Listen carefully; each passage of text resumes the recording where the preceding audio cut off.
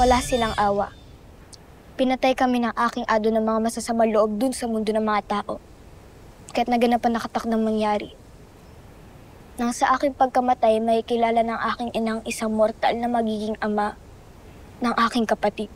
Si Tera, na aking nakilala doon sa mundo ng mga tao. Talaga, Ilo? Nakilala mo ang aking nakababatang kapatid? Oo, sa pulpa ng bata pa siya. Nakilala ko ang kanyang dugo.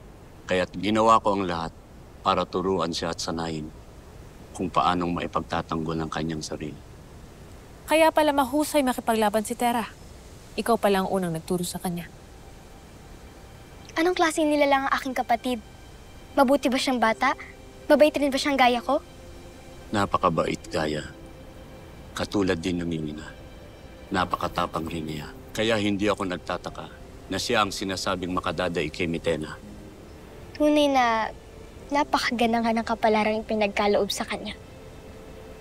Samantalang ako, hinayaan na lang lahat mapaslang ako.